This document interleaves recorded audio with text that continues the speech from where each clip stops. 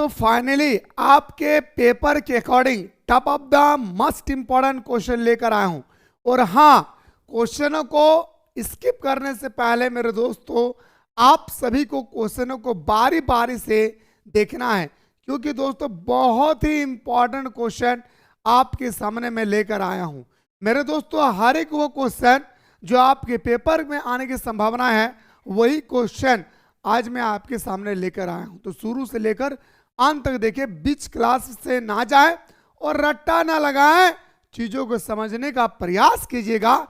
यकीन माने दोस्तों सारा चीज आपको समझ में आसानी से आ जाएंगे। अब आते हैं सर पहला क्वेश्चन। मेरे दोस्तों बचपन से ही हम लोग सुनते आ रहे नर्मदा बचाओ आंदोलन, नर्मदा बचाओ आंदोलन, आखिर क्या है मेरे दोस्तों, ये है क्या? तो मेरे भाई सबसे पहले मैं आपको बताना चाहूंगा, नर्मदा बचाओ आंदोलन एक नदी थी। ये नदी एक दिन बह रहे थे भाई, आप लोग देख सकते हैं मेरे भाई कैसे नदी बह रही। भाई नदी क्या होती है मेरे दोस्तों, बहती है भाई, है ना। नदी खड़ी नहीं रहती भाई, नदी हमेशा बहते रहते भाई, ठीक है। तो नदी बह रहे थे, ठीक ना। तो नदी बहते बहते बहते बहते अब हमारी सरकार को ये ख्याल आया 1985 में ये ख्याल आया कि भाई चलो बहते हुए नदी को रोक के हम लोग बांध बनाते हैं और इस बांध के पानी से बिजली का उत्पादन करते हैं, ठीक है। तो जैसे ही सरकार ने यह फैसला लिया कि सरदार सरोवर बांध जो है, सरदार सरोवर जो है दोस्तों हमारा बांध है, ठीक है। ये जो हमारा पहले बांध नहीं थी, नदी थी, तो सरदार सरोवर बांध बनाया जाए, ठीक है। अब दोस्तों जैसे ही सरदार सरोवर बांध बनाने का योजना पास हुआ तो हमारा नदी का पानी, जो नदी पहले दोस्तों इतना में बह रहे थे भाई, पहले नदी इतना में बह रहे थे, अब पानी को हम स्टॉक करेंगे तो इतना में फैल जाएगा। यानी इस नदी के किनारे अड़ोस पड़ोस के जितने सारे गांव थे वो सारे गांव दोस्तों क्या हो जाएंगे, विस्थापित हो जाएंगे, यानी वो लोग बेघर हो जाएंगे। तब जाकर दोस्तों मेधा पाटकर आते हैं, और मेधा पाटकर जी कहते हैं, ए जनता लोग टेंशन ना लेना, हम सरकार से लड़बो रे तो नहीं टेंशन ना लिया, हम लड़बो रे एकदम तो नहीं टेंशन ना लिया।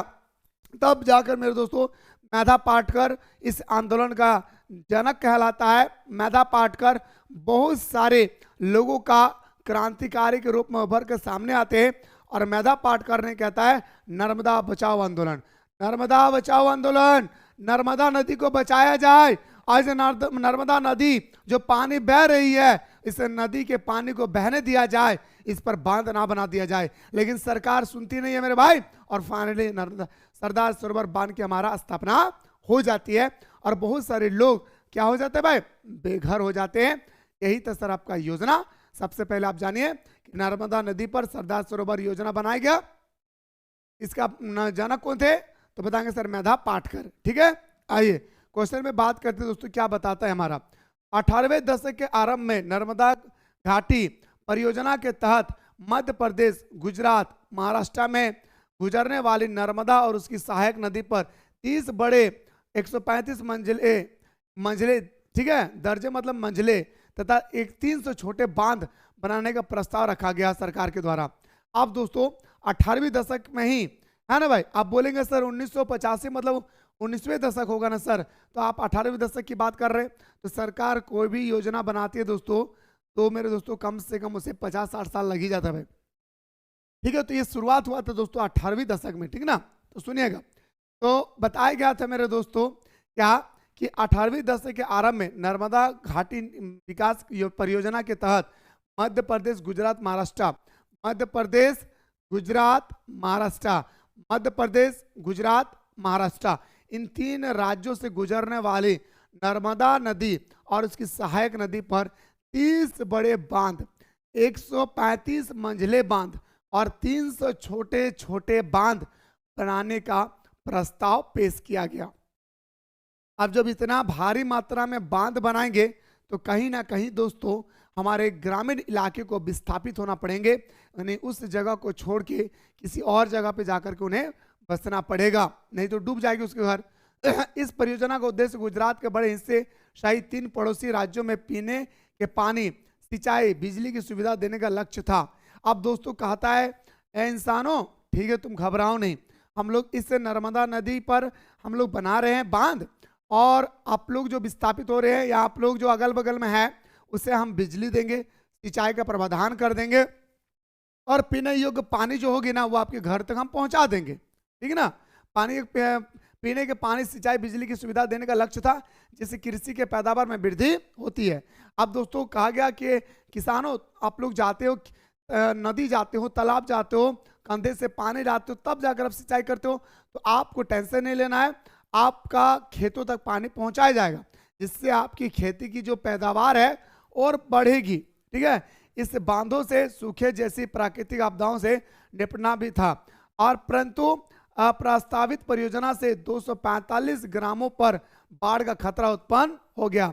अब दोस्तों एक बात बताइए, ये पानी को हम लोग जमा कर रखे भाई, हम लोग ऐसे ही जगह पे रहते हैं, इसलिए हम लोग को हमें इसके बारे में बहुत अच्छी तरह से नॉलेज है भाई। आप लोग कभी अगर पंचेत डैम अगर घूमने आए तो आप लोग इस तरह से देखने को मिलेंगे। और भारत का प्रथम बहुउद्देशीय परियोजना घाटी पंचेत डैम है, वो भी हमारा डैम है भाई। ठीक है। देखिए दोस्तों, तो मैं बता रहा था दोस्तों, जब हम लोग बहते हुए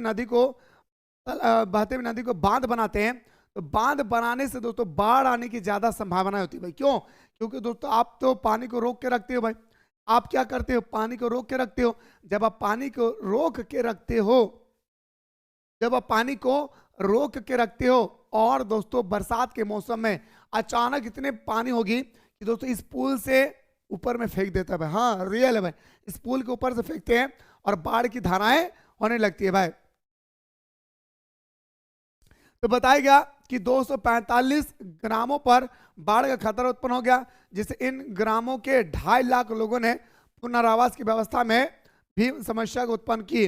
और कहा अरे भाई अब तो हमारे यहाँ पे बाढ़ आने वाला है, हमारा 245 सॉरी लगभग मेरे दोस्तों बताइए 2.5 लाख लोग एक जगह से दूसरी जगह जाने के लिए तैयार हो गए भाई।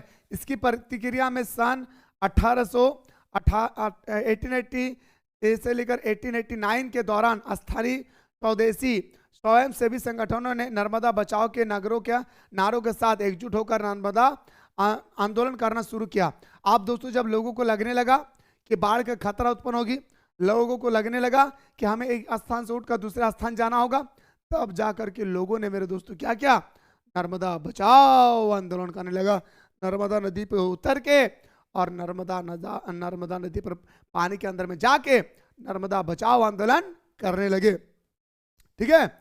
आगे देखिए, इन आंदोलनकारियों ने परियोजनाओं के विरोध के साथ पुनर्विस्थित लोगों के आजीविका का शिक्षा, संस्कृति जैसे मुद्दों पर भी सवाल उठाया।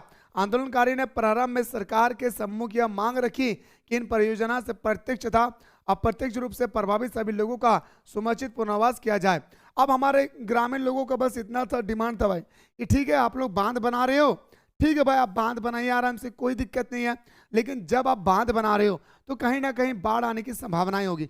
जब बाढ़ आने की संभावनाएं होगी तो हम लोगों को घर बहा कर लेकर चले जाएंगे। तो आप क्या करें ना, हम लोगों को कुछ रकम दे, हम लोगों को एक ऐसी जगह दे जहां पे मेरे दोस्तों हम लोग फिर से घर बना सकते हैं। क्या मेरे भाई? जहां पे फिर से हम लोग घर आसानी से बना सकते हैं और वहां पे जाकर हम लोग बस सकते हैं। हमारा कोई लेना देना नहीं है आपकी इस जगह का। लेकिन सरकार चाहती ही नहीं थी दोस्तों कि इसे क्या करे भाई, कोई और जगह दे। ठीक है। आगे देखिए दोस्तों क्या कहा गया, ध्यान से देखेंगे। कहा गया दोस्तों कि इस आंदोलन ने इस बात पर भी जोर दिया कि ऐसी परियोजनाओं के निर्माण में विकास के नाम पर स्थानीय लोगों को कष्ट में नहीं डालना चाहिए। और दोस्तों स्थानीय लोगों का कहना था, अरे इंसानों, हम लोग भी इंसान हैं, क्यों तड़पाते हो इंसानों, ए जानवरों की तरह बिहेवियर करने वालों, हमारा दर्द समझो, हम कहाँ जाएंगे उठ के। लेकिन सरकार इन सब की बातों को सुनता कौन ही है मेरे दोस्तों, है ना भाई।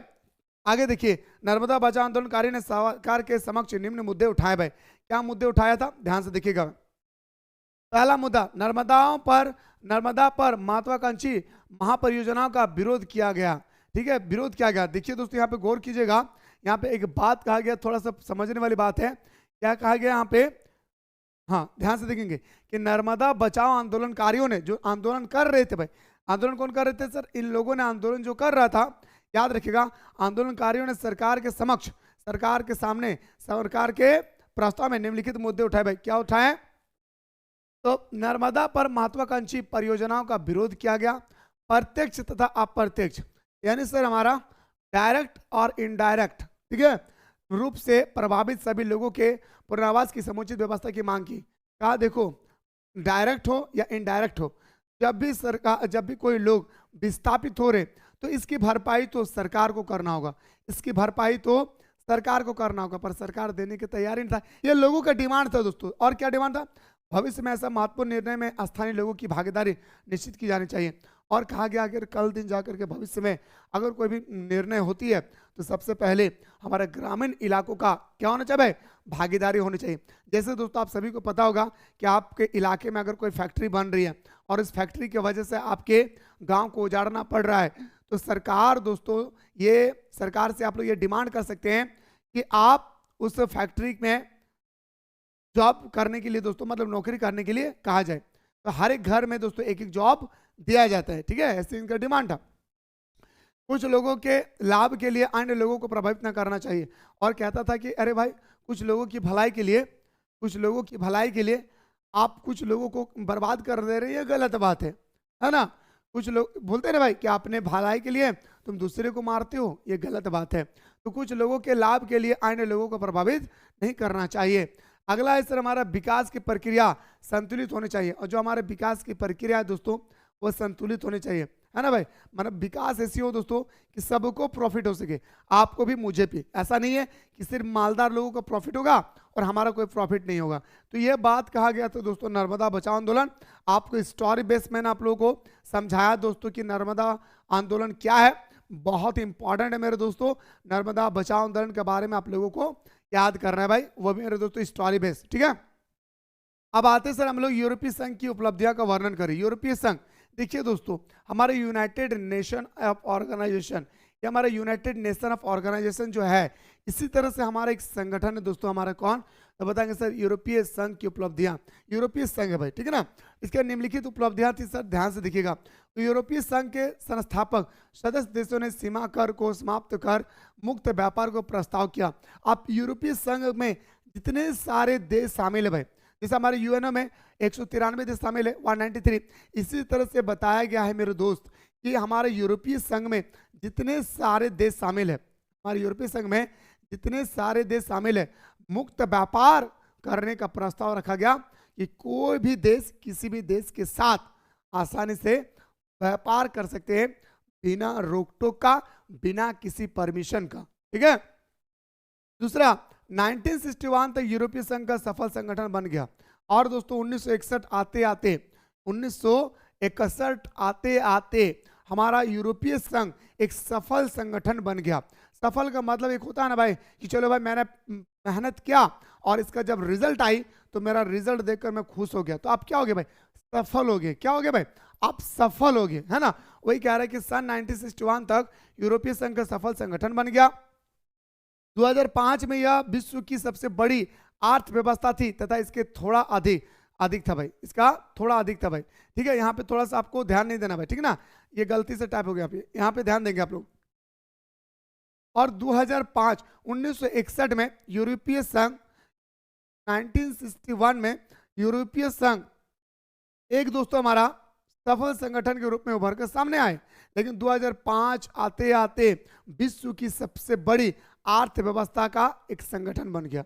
जैसे हमारा वर्ल्ड ट्रेड ऑर्गेनाइजेशन भी है व्यापार के लिए, तो इनसे भी बड़ा दोस्तों हमारे यूरोपीय संघ एक संगठन बन गया भाई 2005 आते आते। चौथा पॉइंट सर, विश्व व्यापार में, विश्व व्यापार मतलब बताएं सर वर्ल्ड ट्रेड ऑर्गेनाइजेशन, है ना भाई। विश्व व्यापार में यूरो मुद्रा का नाम है, यूरो की हिस्सेदारी अमेरिकी डॉलर से 3 गुना अधिक है भाई। अब देखिए दोस्तों, कहा गया विश्व व्यापार में, विश्व व्यापार का मतलब होता है दोस्तों वर्ल्ड ट्रेड, है ना। पूरे विश्व के देशों को यह बताया जा रहा है कि आप खुलेआम व्यापार कर सकते हैं। इसका मुख्यालय जेनेवा में है दोस्तों, याद रखेगा। तो विश्व व्यापार में यूरो एक मुद्रा है, रुपया मुद्रा है, टाका मुद्रा है, डॉलर मुद्रा है ना। तो वही चीज कह रहा है कि यूरो की हिस्सेदारी अमेरिकी डॉलर से 3 गुनी हो गई। यानी अमेरिका का अगर 1 रुपया तो यूरो पैसा का कितना हो गया? 3 रुपया। तो सोचिए मेरे दोस्तों कितना प्रॉफिटेबल होगा हमारा यूरोपीय देश, ठीक है। तो विश्व व्यापार में यूरो की हिस्सेदारी अमेरिकी डॉलर से 3 गुना अधिक है। ये सर आपका था क्या? तो यूरोपीय संघ, ठीक है। बहुत इंपॉर्टेंट था, तो मेरे दोस्तों मैं आपको बताने के प्रयास किया हूं। अब आते से सुरक्षा की पारंपरिक अवधारणा। देखिए दोस्तों, सबसे पहले सुरक्षा, अब सुरक्षा के बारे में बाद में पढ़ेंगे, सबसे पहले मेरे बातों को ध्यान से सुनिए। मेरे दोस्तों, सुरक्षा का मतलब क्या होता है? आप सबसे पहले आप मुझे ये बताइए कि सुरक्षा का मतलब क्या होता है। आप कहेंगे सर सुरक्षा का मतलब होता है सिक्योरिटी। हमारा घर में दोस्तों अगर क्या है भाई, अगर हमारे घर में सोना चांदी गहना गरिया है तो हम लोग क्या करते भाई, तिजोरी में डाल के ताला लगा देते, क्यों? सुरक्षित है। हमारे घर में दोस्तों अगर हम मालदार हो गए तो घर के बाहर में दोस्तों सिक्योरिटी लगा दिए, या दोस्तों हम विधायक बन गए तो हम दोस्तों सिक्योरिटी लगा लिए ताकि हमारी सुरक्षा बनी रहे। तो यहाँ पर वही सुरक्षा से संबंधित आपसे बात कहा जा रहा है। सुरक्षा की पारंपरिक अवधारणा का स्पष्ट करें। सुरक्षा की पारंपरिक अवधारणा के अंतर्गत बाहरी खतरों के चार तत्व हैं। यानी सर हम खतरों से, देखिए सुरक्षा का मतलब क्या होता है, सीधा भाषा में याद रखिएगा, ये 2 मार्क्स का क्वेश्चन आता है कि व्हाट इज सिक्योरिटी। सुरक्षा क्या है? खतरों से मुक्ति पाने की विधि को सुरक्षा कहते हैं। सिंपल सा बात है भाई, खतरों से मुक्ति पाने की विधि को सुरक्षा कहते हैं। खतरों से मुक्ति पाने की विधि को सुरक्षा कहते हैं भाई, ठीक है। तो निवारण, युद्ध को रोकना। अब दोस्तों पहला देखिए, युद्ध को रोकना। अब मेरे भाई जब हमारे पास कोई युद्ध होगी, अब उस युद्ध के दौरान हमें भी पता है कि हम जिससे लड़ रहे हैं उनका भी नुकसान होगा, मुझे मेरा भी नुकसान होगा, या मेरे दोस्तों उनको भी पता है कि इनका भी नुकसान होगा, मेरा भी नुकसान होगा। और हम लोग दोनों को जब समझ में आ जाते हैं और तो दोस्तों हम लोग क्या कहते हैं भाई, अरे भाई हट जाओ भाई, नुकसान नहीं भरपाई कर पाएंगे, इसलिए हम लोग लड़ाई छोड़ देते हैं, ठीक है। तो उदाहरण के लिए सबसे पहले मेरे दोस्तों देखिए, इस शीत युद्ध के दौरान दोनों महाशक्ति के पास परमाणु हथियार थे, जिसके परिणाम स्वरूप दूसरा पक्ष युद्ध करने से कतराता था।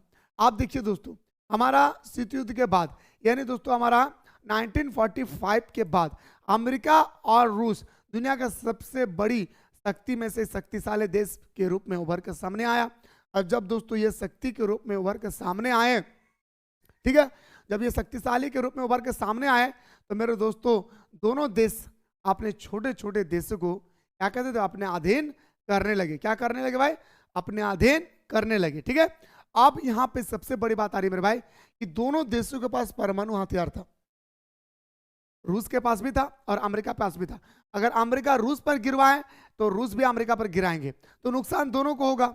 जब दोनों को यह बात समझ में आ ही गया होगा तो दोस्तों पीछे हट गए हैं। तो इसलिए तो बार बार कहा जाता है कि शीत युद्ध का अर्थ होता है युद्ध का जैसा माहौल बनना पर युद्ध ना होना, इसे हम लोग कोल्ड वार बोलते हैं भाई, ठीक है। दूसरा रक्षा, रक्षा के लिए युद्ध को सीमित या समाप्त कर दिया जाता है। अब दोस्तों अगर आप चाहते हैं कि सर हम रक्षा करें, हमारे रक्षा हो, हम कोई भी भरपाई नहीं कर पाएंगे अगर कोई भी नुकसान हो जाएगी तो इसके लिए आपको रक्षा करना होगा ना। तो रक्षा के लिए युद्ध को सीमित या समाप्त कर दिया जाता है। इसके लिए राष्ट्रीय सेना की प्रशिक्षण दिया जाता है। और दोस्तों राष्ट्रीय सेना मतलब नेशनल जो हमारा ट्रेनर होती है भाई, आर्मी बीएसएफ वगैरह वगैरह जो होती है ना भाई, जो युद्ध के क्षेत्र में लड़ाई करते हैं, तो उन सब जो लोग होते हैं दोस्तों, उन लोगों को दोस्तों पहले से ही अंतर्राष्ट्रीय ट्रेनर दिया जाता है प्रशिक्षकों के द्वारा। प्रशिक्षण का मतलब ट्रेनिंग होता है, ठीक है। तो रक्षा के लिए युद्ध को सीमित या समाप्त कर दिया जाता है। इसके लिए राष्ट्रीय सेना की प्रशिक्षण दिया जाता है। शक्ति संतुलन क्या है सर? पावर ऑफ बैलेंस क्या होती है सर? आइए सर बात करते हैं कि पावर ऑफ बैलेंस क्या है। तो इसके अंतर्गत अन्य देशों विशेषकर पड़ोसी देशों के सैन्य शक्ति में संतुलित बनाने का प्रयत्न किया जाता है ताकि अन्य देश या पड़ोसी देश सैन्य शक्ति में अधिक शक्तिशाली ना हो। देखिए दोस्तों इसका मतलब क्या होता है, मैं आपको शक्ति संतुलन के बारे में थोड़ा बताता हूं, डीपली से थोड़ा सुनिएगा। जैसे दोस्तों भारत के हमारा 7 गो पड़ोसी देश है, 2 गो दलीय देश है, 9 गो देश है, ठीक है। भारत का 9 पड़ोसी देश एग्जाम्पल मानिए, तो भारत का 9 पड़ोसी देश एक दूसरे को शक्तिशाली दिखाने के लिए दोस्तों वो अपने सैनिकों को मजबूत करते हैं ताकि अन्य देश, अन्य पड़ोसी देश उनसे डरे। इसे बोलते हैं सर शक्ति संतुलन। यानी दूसरे की तुलना में हम क्या करें भाई, ज्यादा से ज्यादा मजबूती से अपने सेना हो, हथियार हो, बम बारूद हो भाई, क्या करे भाई, रखे, ताकि मेरे इन सब को देखकर दूसरा देश डरे। भारत चाहते हैं चीन से, चीन चाहते हैं भारत से, भारत चाहते हैं पाकिस्तान, पाकिस्तान अफगानिस्तान से, ऐसे लगातार चलती रहती भाई, ठीक है। तो एक बार रिमाइंडर करा रहा हूं, फिर से सुनिएगा मेरे भाई। इसके अंतर्गत अन्य देशों विशेषकर पड़ोसी देशों के सैन्य शक्ति में संतुलन बनाने का प्रयत्न किया जाता है, ताकि अन्य देश या पड़ोसी देशों के देश सैन्य शक्ति में अधिक शक्तिशाली ना हो सके। उदाहरण के लिए अगर बात करें मेरे भाई, उदाहरण के लिए भारत और पाकिस्तान विदेशों से सैनिक सामग्री खरीदते रहते हैं। अब दोस्तों भारत पाकिस्तान को, अब पाकिस्तान भारत को एक दूसरे को शक्तिशाली दिखाने के लिए वो विदेशों से भी दोस्तों क्या कहते हैं भाई, हथियार खरीदते रहते हैं। भारत भी खरीदते हैं और पाकिस्तान वालों भी खरीदते हैं, इसलिए कि क्योंकि दोस्तों हम दूसरे से शक्तिशाली बने। ठीक है, आगे देखिए सैन्य गठबंधन। देखिए दोस्तों सैनिक गठबंधन होती है भाई, ठीक है, जैसे नेता लोग गठबंधन बनाते हैं ना भाई। हाँ भाई, जैसे नेता लोग दल बदलू होते हैं, सैनिक लोग दल बदलू नहीं होता है। लेकिन यहाँ पे एक बात आती है दोस्तों कि यहाँ पे सैनिकों का गठबंधन होती है भाई। ठीक है, सुनिएगा, सैन्य गठबंधन बनाना पारस्परिक सुरक्षा नीति का चौथा तत्व सैन्य गठबंधन बनाना है। पारस्परिक सुरक्षा नीति का चौथा अगर कोई तत्व है तो वह मेरे दोस्तों गठबंधन बनाना, जिसका उद्देश्य गठबंधन में सीमित देशों, याद रखिए देशों, है ना भाई। इसके बाद हमारा सैन्य हमले को रोकना तथा उससे रक्षा, है ना भाई, रक्षा होगा, देशों रक्षा। ठीक है, रक्षा, सैन्य हमले को रोकना तथा उससे रक्षा करना। अमेरिका द्वारा स्थापित नाटो और सोवियत संघ के द्वारा स्थापित वार्सा पैक्ट इसका उदाहरण है भाई। अमेरिका जब दुनिया का शक्तिशाली देश के रूप में उभर के सामने आए तो उन्होंने एक सैनिक संगठन बना लिया नाटो 1949 में, 1949 में। अब इसी के देखा देखी में रूस कहता है अरे बाप रे बाप, ये सैनिक संगठन बना लिया है, चलो भाई हम लोग भी बनाते हैं, चलो बनाते हैं हम लोग। तब जाकर के 6 साल के बाद रूस भी दोस्तों एक सैनिक संगठन बनाते हैं 1955 में, वार्सा पैक्ट का, समझ गए। आगे देखिए, तो सोवियत संघ की वार्सा संधि इसका उदाहरण है। गठबंधन अपनी शक्ति के प्रभाव को बढ़ाने के लिए बनाए जाते हैं। गठबंधन राष्ट्रीय हितों पर आधारित, मतलब गठबंधन क्यों बनाया जाता है दोस्तों, देखिए दोस्तों यहाँ पे कोई सेना है, 2 गो 3 गो 4 गो 5 गो 6 गो 7 गो है भाई। अब इस सारी सेना को दोस्तों क्या कर देते भाई, 1 गो 2 गो 3 गो 4 गो 5 गो 6 गो 7 गो, ये क्या हो गया भाई, गठबंधन हो गई। मतलब यहाँ पे कोई भी अब हमला करेंगे ना तो डरेंगे भाई, क्यों, क्योंकि ये लोग सातों अपने पास है भाई, सातों क्या भाई साथ है। लेकिन यहाँ पे क्या था, बिछड़ा हुआ था, इस पर गोली लगेगी ये आते आते ये मर जाएगा, इस पर गोली लगेगी ये आते आते मर जाएगा। समझ रहे बात को भाई। ये सर हमारा सैन्य गठबंधन बहुत इंपॉर्टेंट था जो मैं आपको समझाने का प्रयास किया। अब दोस्तों आप सभी को पता है 1999 में हमारा कारगिल युद्ध होता है, और ये खतरनाक युद्ध होता है भाई। कारगिल युद्ध देखा जाए तो एक तरह का हमारा खतरनाक युद्ध है भाई। कारगिल युद्ध की अगर हम बात करें तो ये युद्ध दोस्तों एक तरह का देखा जाए तो खतरनाक युद्ध है। कारगिल युद्ध की अगर हम बात करें तो ये पूरा भयंकर युद्ध है मेरे दोस्तों, ठीक है। तो कारगिल संघर्ष को चौथा भारत पाकिस्तान युद्ध भी कहा जाता है, क्योंकि इससे पहले दोस्तों 3 बार और हो चुकी है भाई। आप सभी को पता होगा दोस्तों, हमारा 1972 में हुआ है ना भाई, 1965 में हुआ है। इस तरह से ये हमारा चौथा युद्ध था भारत और पाकिस्तान का, ठीक है। तो कारगिल संघर्ष का चौथा भारत पाकिस्तान युद्ध भी कहा जाता है, जो 1990 के शुरुआती महीने में शुरू हुआ। 1990 के आरंभिक दिनों में कारगिल के आसपास के इलाके जैसे द्रास, मास्को, काक्सर, बतासिक आदि स्थानों पर अपने मुजाहिदीन बताने वाले लोगों ने गुप्त रूप से घुसपैठी करके अपने बंकर तक बना लिया। बंकर मतलब क्या था दोस्तों, जैसे एग्जांपल दे रहा हूं आपको, एक सेकंड रुकिएगा भाई प्लीज। आप लोगों से मेरी छोटी सी रिक्वेस्ट है भाई, आप लोग मेरी छोटी सी एक बात सुनिएगा भाई। मैं आपको थोड़ा सा दोस्तों दिखाना चाहता हूं, आप लोग थोड़ा सा सुनिएगा मेरे भाई। मैं आप लोगों को पूरा डिटेल्स में बताना चाहता हूं दोस्तों, क्योंकि बहुत इंपॉर्टेंट भाई।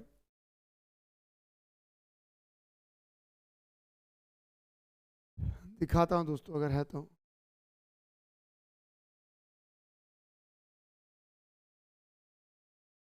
एक सेकंड रुक जाए भाई, आप लोगों को मैं बहुत सुंदर तरीके से दिखा रहा हूँ, आप लोगों को डाउट क्लियर हो जाएगी, आप लोगों को डाउट क्लियर हो जाएगी, आप लोगों का डाउट क्लियर हो जाएगी।